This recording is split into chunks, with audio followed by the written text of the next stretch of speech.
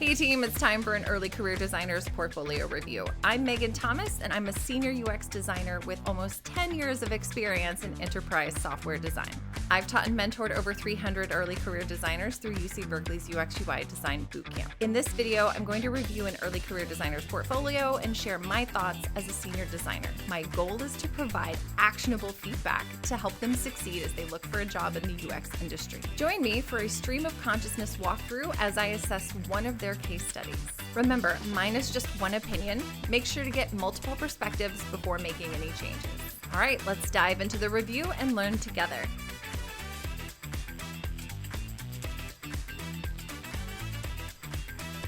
Hi, Neha. Oh my gosh. I consider myself lucky that I get to review your portfolio because this looks fantastic. And then imagine my surprise to discover this is a Figma prototype that you have used as your portfolio. And I'm super impressed. I honestly, because I wasn't there for like that initial load, I wasn't there. I was there. I didn't notice that bar show up that indicated that this is a Figma prototype. I didn't notice that at all. So this really and truly came across as a fully developed website. And I know that I have my window a certain width, and now I'm not going to change it because I started recording and it'll get angry at me. I didn't notice that there were these little bars on the side. The only thing I noticed was when I clicked and I saw the blue. I think you can tell it to turn hotspots off by default when you're sharing this. That is the only suggestion I would make. Other than that, this is fantastic. That said, I haven't looked at it in mobile, and I'm not going to because I really love how it looks right now, and I don't want to break it on camera in case it does. I bet it does fantastic, but I think that's the only issue that most people have had when they use Figma as their portfolio is that the responsive design gets kind of squiffy. But I'm also not a Figma expert. They're constantly changing things, and I'm just doing my job every day, and I don't get to try all the new and exciting stuff. So this is phenomenal. So just let you know, I love how it loaded.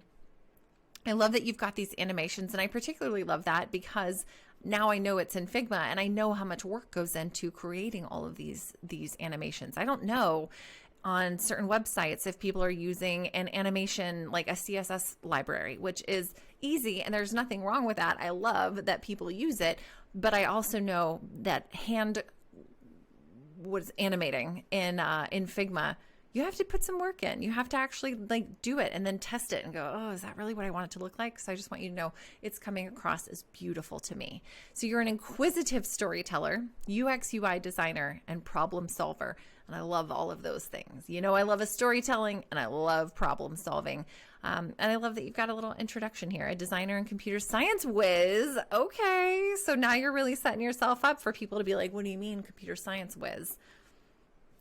And I'm sure you're going to prove how amazing you are, especially since you figured this out.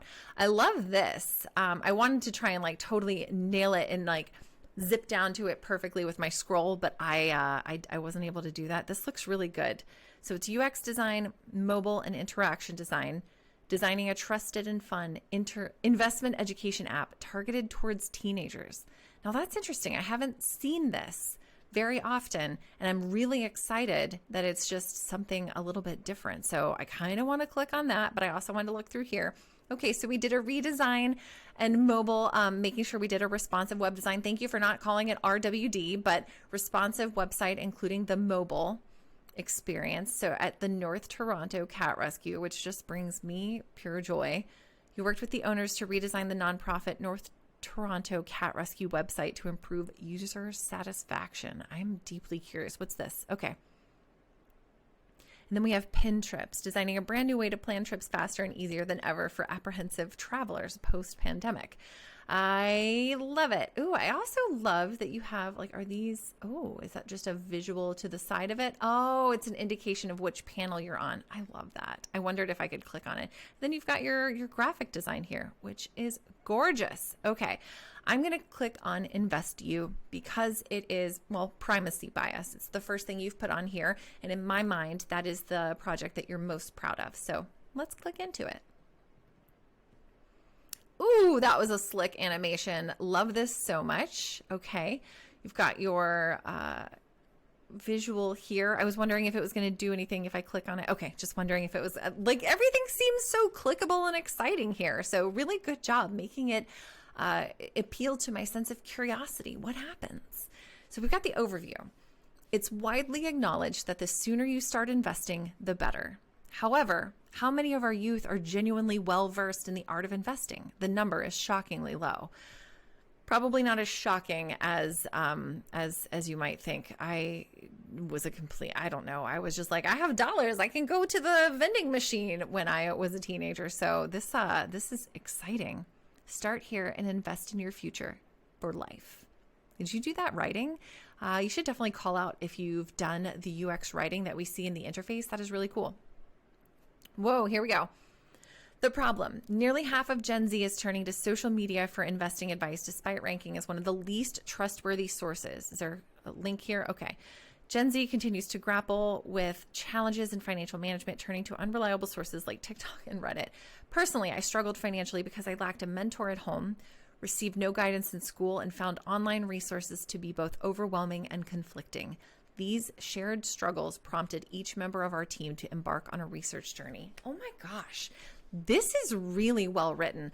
Also, I love the context of the TikTok and the Reddit apps. And I also want you to know this is not just lacking a mentor at home, and this is not a critique on the writing at all. I want to let you know that I am here with you. My family was poor. I didn't realize it because we had enough food. It may not have been the food I wanted and like junk food and things in packages, but we were healthy. We had food on the table, and we didn't buy everything we wanted, but which of course as a teenager you struggle with. But I only realized later in life that I was not a financially intelligent person. And it is because my family did not have financial literacy and they were not able to communicate that to me as well. So it's not just that you lacked a mentor at home.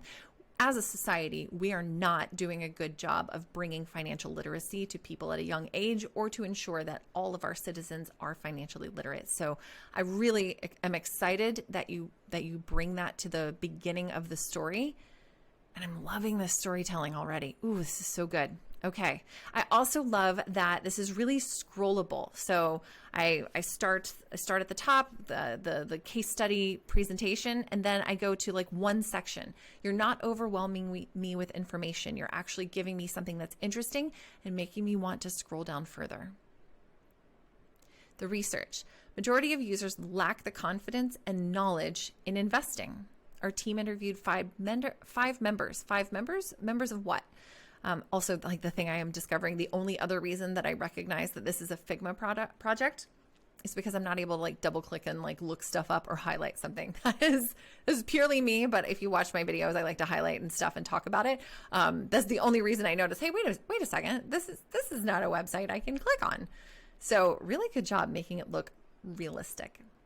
So you interviewed 5 members of what? Maybe you interviewed 5 people in the age group that you're hoping to target, or 5 Gen Z people. Members of Gen Z might be what you mean. You surveyed 22 others to assess the user's motivations and feelings toward investing. This, coupled with the data from Greenlight's survey insights of 1,029 respondents, way to use that secondary research to support your findings. Fantastic job. I would ideally link to that survey with the insights in the ages 13 to 20 to really understand the user and build personas based on this. I would link to that because it just provides additional structure for your argument that we know what we're talking about.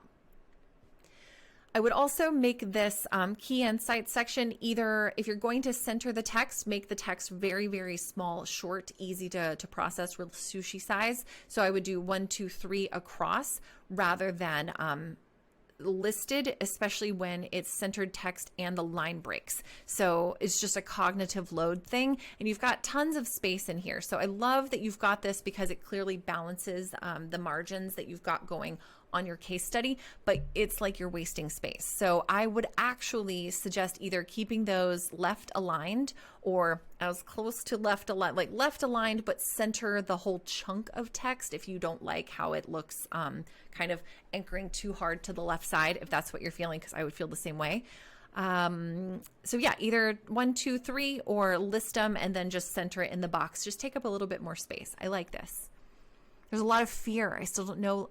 Still don't feel like I'm super knowledgeable about investing. It was always so overwhelming and still barely really knew anything about it. I appreciate these. These are really accurate. Okay. User persona. Investing sounds scary and foreign, but Nick is eager to learn. Nice. Who's Nick? He currently works at the grocery store to save money for school, grew up in a low-income household but dreams of more, is a straight-A student and leader of the debate team. He hopes to graduate university debt-free. I hope that for you too, Nick. He wants to learn to be responsible financially and being, so what I typically do when I'm reading, and again, this may just be my own learning issues, but when I read these bullet points, I try to associate each bullet point to the statement that it's making. So a goal is he hopes to graduate university debt-free. A goal is he hopes to learn to be responsible. I feel like you used hopes to up here, and I would like to see that, and this is nitpicky because your case study is pretty close to freaking awesome. I haven't got to the bottom of it yet, but so far I'm really loving what I see. So now we're going to get into the nitpicky stuff. I would like to see the grammatical syntax. Hopefully I'm not being a complete idiot saying this because I'm not an editor, but as someone who is reading this, I want to make sure that it flows really nicely. So I would say he hopes to graduate university debt-free, hopes to learn, wants to learn to be responsible financially, desires being able to individually support himself. Like that feels like it would flow a little bit more. Also, loving the visual here. You've really leaned into like a very modern design. I love this. Pain points. Fears risking money. Finds too much contradictory information available online. And does not know where to start and has no guidance. Yeah, those are some pain points. This is beautiful. All right, the user journey. Now, you know, I'm questionable about user journeys because we don't often make those in a way that is reasonable, understandable, and logical. I know we teach a certain way to do it in the boot camp, and I have never seen that used like outside of the boot camp. But that's also because I've been on teams where we may or may not make a user journey. So I am not the be all end all of user journeys, believe me. But this also feels a little bit more like a storyboard, but I kind of love that you didn't label it storyboard. Let's take a look. First, bank account overview. Nick wonders about investing. He's been saving up, but wonders if he can save smarter. I'm not sure I'm loving the headers. So bank account overview is really like more like referring to the scene, the concept, but the information for me as the reader of your portfolio is Nick wonders about investing. He's looking at his bank account. He's been saving up, but wonders if he can save smarter. Maybe he needs some sort of goal that really draws him into this. He mentioned that he'd like to graduate university debt-free, and I can't remember what else you had on this. Oh, grew up in a low-income household, but dreams of more. Saving money for school. Yeah.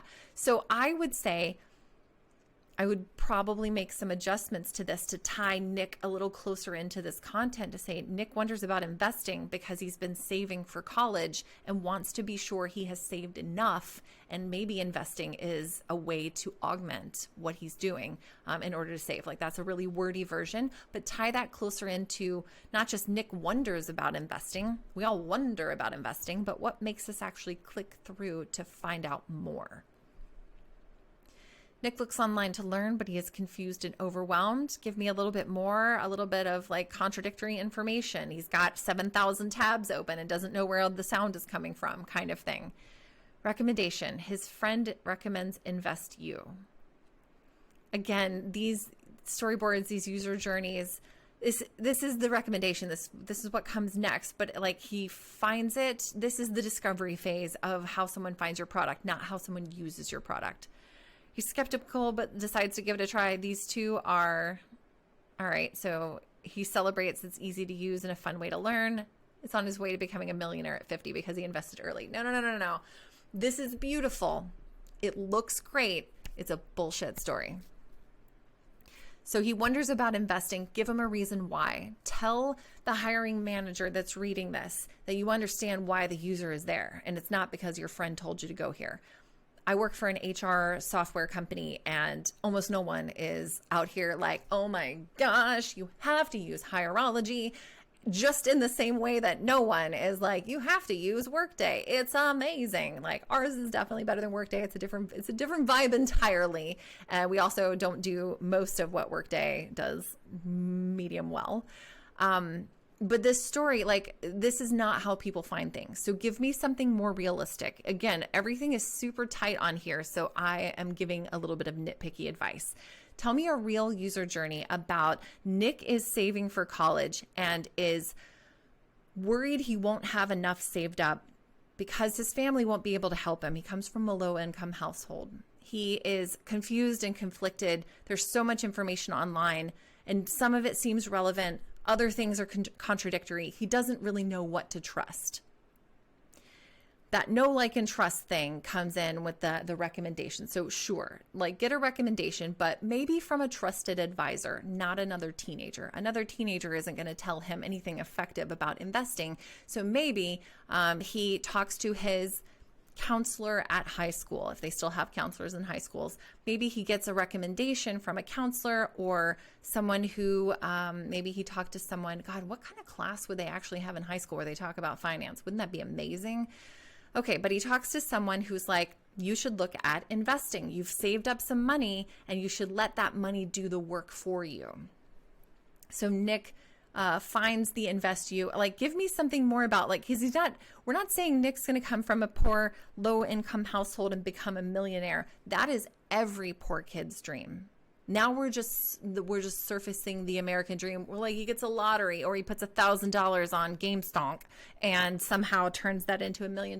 Like, that's not a realistic dream that you're going to be able to identify with your real users about. Your real users don't expect to turn $1,000 into $1 million, but they do expect to turn $1,000 into a few more $1,000 to pay for their college.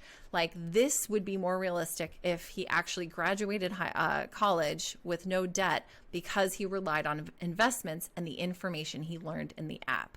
That's a realistic and compelling story. This is just fluffy. Beautiful, but fluffy. All right. User experience. Ooh, I'm loving all of the visuals and the way you have laid out your portfolio. So, an engaging and interactive flow for adolescents to build strong financial foundations. Okay, this is the first time I've seen the word game. All right. The game's core design is anchored in 3 fundamental principles: active learning, repetition, and feedback. These elements are proven to increase memory retention and elevate the user experience. All right, so where would we start? Select subject, I'm guessing. Select subject, stocks, crypto, real estate, bonds. Got it.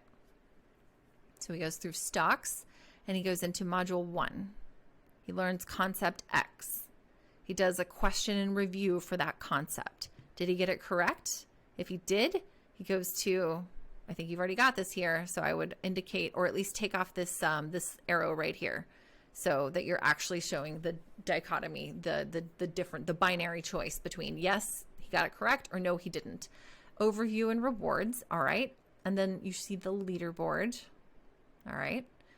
If he didn't get it correct, it loses a heart and repeats process for X number of concepts. Okay, so far so good. Exit at any time, lose progress. Well, that seems frustrating. This feels very much like Duolingo, but you need to indicate that in your game loop. But this is a simplified version, so I understand that. All right, so basically, you would repeat the same process per each module. That seems simple to me. Although, an engaging and interactive flow. So I'm looking at this, and an engaging and interactive flow. You've started the rest of your headlines with something a little more specific. So nearly half of Gen Z is turning to social media. The majority of users lack the confidence and knowledge in investing. Again, we say users. I would say adolescents, I would say teenagers, because we want to make sure that we're really specifically referring to Gen Z. Majority of Gen Z users lack the confidence and knowledge in investing. That's more specific. But again, I would say majority of Gen Zers, specifically because they're not users yet. These are people you're speaking of that you would like to use your product. Investing sounds scary and foreign, but Nick is eager to learn. This, I don't know why, but this feels like we could say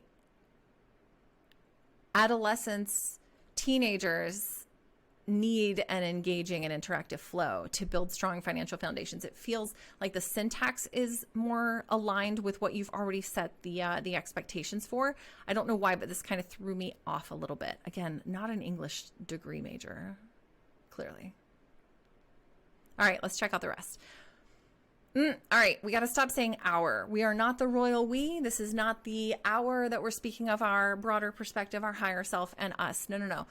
Again, these are your teammates. They are not going to be hired alongside you. You are not giving them part of your paycheck. So don't get the job based on what we did.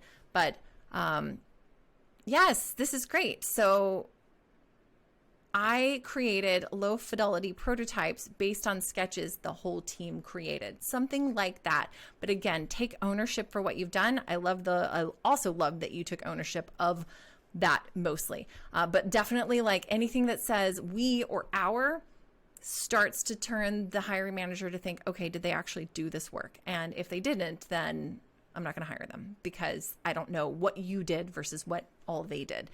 So definitely focus more on you. I created low fidelity prototypes based on sketches, ideated by the whole team. Love that. Give me some context. I guess I want to say context. What was decided needed to be, what did you decide based on your user journey and your empathy map and your persona that you decided about Nick? What does Nick need in this app? So give me a tiny bit more context. So I created low fidelity prototypes based on sketches that the whole team created, specifically focusing on, and this is like subtext, not like one longer headline, but tell me more about why you've got this journey. Tell me what inspired this. What were the non-negotiables? This has to be part of the low fidelity prototype or or it's not complete. So give me a little bit of context here for these visuals. Let's see. User interviews. Okay, so this sounds like usability testing or maybe concept testing, making sure that the users understood what the tasks were and how they would move through them. That sounds like a usability test. So that is a test. I would say moderated usability tests. So if they were user interviews, you conducted 5 moderated usability tests with the Lo-Fi prototype. Also, I'm loving this font. I don't know why, but like I saw the 5 and I'm like obsessed. 20% of users can navigate to different subjects intuitively. I would tie these closer together. So yes, I love the big metric number, but give it to me down here in the text too. Only 1 in 5 users could navigate to a different subject intuitively. Something like that. Ooh. Wait. There's no left angle on this? Okay, give me a left angle. I wanted to go back because I saw the thing move and was like, wait, what? Okay, so 1 in 5 users were able to navigate to different subjects intuitively. And then 40% of users can follow through module 1 with no issues. That's actually kind of low. So 2 of 5 or let's see, users can follow through module 1 with no issues. Oh, I really love how you did this. This is very Duolingo, and I'm not at all mad. This is so cute. Okay, so you got the hearts. You're missing a heart here. Is that because you won? I'm not sure. But I want to understand this a little bit better. If we're talking about that 40% of users can follow through the module 1 with no issues, what happened to the other 60% of people? What issues did they find? So if I'm only seeing that these numbers are the success, if that's successful, what happened to the people that were not able to do it successfully? What were your insights? What did you change between testing round 1 and testing round 2? Very curious about that. And a hiring manager is going to want to know that you didn't just go, okay, we tested, and then moved right along with whatever you were planning to do anyways, which is unfortunately something that happens more frequently than we would like to do. Like, it shouldn't happen, but it does.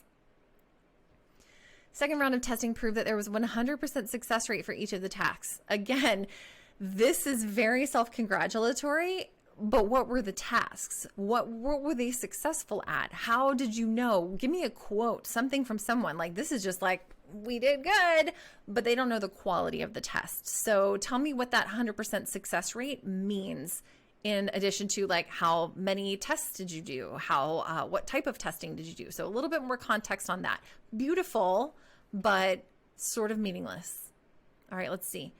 3 notable improvements. Okay, research results. After each round of user testing, the prototype underwent a number of changes with the consideration of user comments. The following are the most principal improvements. I'm caught up on principle. The highest priority improvements is probably a little more natural sounding. Okay, switch homepage. Select subject page became the homepage so users can navigate to different subjects with ease. Oh, now I'm curious what the previous one was. All right, 3 notable improvements. Okay, nothing changed except the visual in this. Users struggled navigating without instructions, so a tutorial section was added. This is usually considered a glowing choice, or what is the word? A visual overlay, basically saying click here, go next. So if that's what you use, that's exciting. Again, I want to know a little bit more about that. What changes did you make? And that's probably in your portfolio that you actually do the walkthrough and you take people through. But I would like to know a little bit more. A tutorial section was added. What needed to be added to the tutorial section? What was like the one thing that helped people take action first? Then we've got select an REIT to learn about. Don't know that we needed capital case here. Users enjoyed tracking their progress, but wanted to view their progress at the quiz section separate from the learning. Yeah, absolutely. Interesting. Cute bar. Love the visual design on here. This is great. All right. The final overview, invest you. I love this visual. Yeah, what does REIT stand for? Good, because over here, I am not an investment person. So I'm like, what does that mean? The flow follows a learn, repeat, and revise methodology proven to improve memory retention. Leaderboard and achievements. Learn, repeat, and revise. Oh my gosh, what good visuals. Okay. Compete with friends and win achievements to engage the user. I'd really love to know that you went and did some learning on game design, because this is the badges, points, and leaderboards are pretty much like the first thing everybody goes to in gamification. And it can be very exciting, and it's certainly really fun to create, but it needs to be tested to make sure these are actually the win states that users are desiring in order to complete like desired actions on our part as the designers. This is really good visual though. Like, this is a super clean, super tight case study. Easy to understand tutorial section to quickly go over how the application works. Love it. Challenges and learnings. This project was refreshing as it was my first time working as a team instead of solo. We were able to cover more ground in a shorter amount of time and work through obstacles more efficiently by dividing and conquering. It was not all easy, though. It was difficult to navigate with conflicting opinions, but with methods such as dot voting, we were able to ascertain the direction to move in as a team. What I'm most proud of from this project was the way we were able to start from a problem and come to a clear solution backed with user research, competitive analysis, and usability testing. We worked well together, leaning on each other's strengths and keeping open communication. That is good. You didn't mention any competitive analysis, though. I feel like there's a couple things I'm specifically missing here. And again, visually, really tight case study. I think one of the things that I would like to see is reasoning between why we moved from here and why we did that. So there's a lot of things that you're alluding to it, such as these notable improvements, the restart progress bar. I'm hoping that in your presentation case study that you go into more detail, because I would be deeply interested in that. And then also I would say this challenges and learnings, I'd focus more on tactical things rather than just, hey, it was really hard to work with a team. and sometimes people suck and we had to dot vote on stuff. Here's the deal. Humans are awesome until they're not, and working with some of them is not always great, and it is not guaranteed that you will work with an amazing team on every project. So I love that you'll work past this. It's not necessarily something that is necessary for the hiring manager to feel confident about hiring you. But I love the fact that you've got your user research. You've called out some things that you did. The second thing that I would love to see specifically, especially since I don't see it up here, is what specifically did you do? So you've got 3 designers, and that's fantastic. So you did user research, prototyping, and UI. And there's just, it would be amazing to have maybe towards the end to say, here are the things that I specifically did. It kind of works as a little bit of a keyword, but it also is helpful. Well, since this is a Figma prototype, I have to keep reminding myself because it's such a good quality. By the way, great job. I'd love to see an actual statement of the things that you did. And those are essentially promises to the hiring manager that you have the ability to take action in these kinds of activities or outputs that are required for your job. But I really, really love this. I'm super impressed. I cannot wait to share this. This is fantastic. You're doing great. I think what you said in your, what's the word I'm looking for? Clearly had no coffee today, still recovering from having a cold or whatever that was.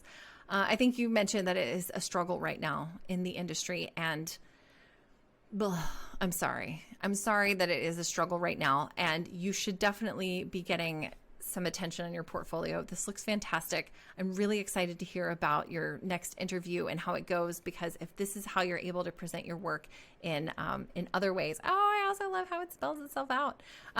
If this is how you work through your storytelling in a case study, I think you're going to do fantastic out in the real world. Thank you for giving me the chance to review your portfolio. This was an actual delight, and I sincerely can't wait to see your success. Here's to you. I'll talk to you soon. Thanks.